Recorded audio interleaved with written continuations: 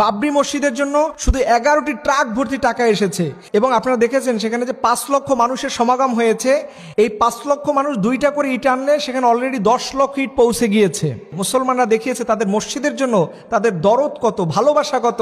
কেউ সিমেন্ট নিয়ে, কেউ বালু নিয়ে, কেউ খাবার নিয়ে সেখানে পৌঁছে গিয়েছে এবং 300 কোটি টাকার একজন লোকই নিজে 80 কোটি টাকা অলরেডি দিয়ে দিয়েছে। এই বাবরি মসজিদের মূল নায়ক হচ্ছে হুমায়ুন কবির, যাকে অলরেডি ভারতে তৃণমূল থেকে বাদ দিয়ে দেওয়া হয়েছে শুধুমাত্র এই মসজিদের উদ্যোগ নেওয়ার কারণে। এবং বলতে খুবই লজ্জা লাগে, এক শ্রেণীর মানুষ অলরেডি বলা শুরু করছে, যেমন করে তোদের পুরানো বাবরি মসজিদ ভাঙছি এইটা করবি, আবার এটাও ভেঙে দিব। নাউজুবিল্লাহ মিন জালিক। এত বড় নিকৃষ্ট মানুষ এই ভারতেই শুধু দেখা যায়, যে একটা মসজিদ ভেঙে দেওয়ার পরে আরেকটা মসজিদকে ভাঙার জন্য তারা উদ্বুদ্ধ হয়ে বসে আছে এবং কেউ কেউ বলতেছে যে এই মসজিদের মধ্যে তারা পোশাক পায়খানা করবে। আমরা বলি যে আল্লাহর জন্য একটি ঘর বানাবে, সেই ঘরের প্রতিদান আল্লাহ তাআলা তাকে জান্নাতে দিবে।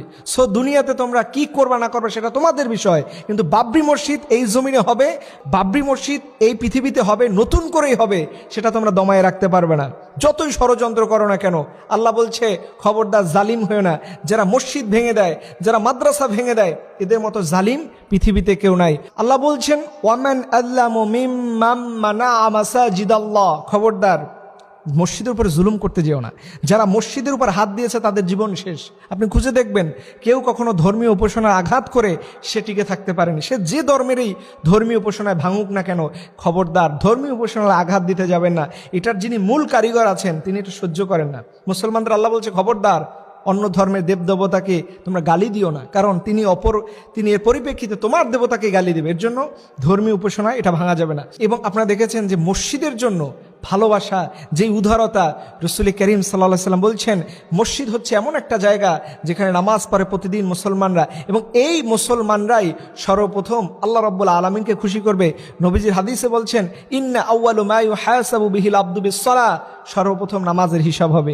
তাই বন্ধুদের, তাই আমার প্রিয় ভাইদের অনুরোধ করে বলবো, বাবরি মসজিদ হচ্ছে ভারতে মুর্শিদাবাদে। তবে মনে রাখতে হবে তোমাদেরকে অবশ্যই নামাজের সাথে সম্পর্ক রাখতে হবে, ইসলামের সাথে সম্পর্ক রাখতে হবে। কারণ নামাজ যদি না পড়েন, ইসলাম যদি না মানেন, তাহলে আপনার এই জীবনটার কোনো দাম নাই।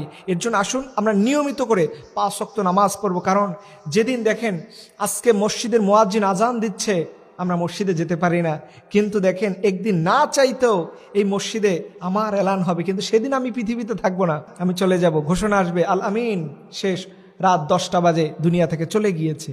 কি নির্মম আমাদের জীবনটা হবে। কিন্তু দেখেন প্রতিদিন আল্লাহ পাক আমাদের ডাকছেন, কিন্তু আমরা নামাজে যেতে পারি না, নামাজ পড়ি না।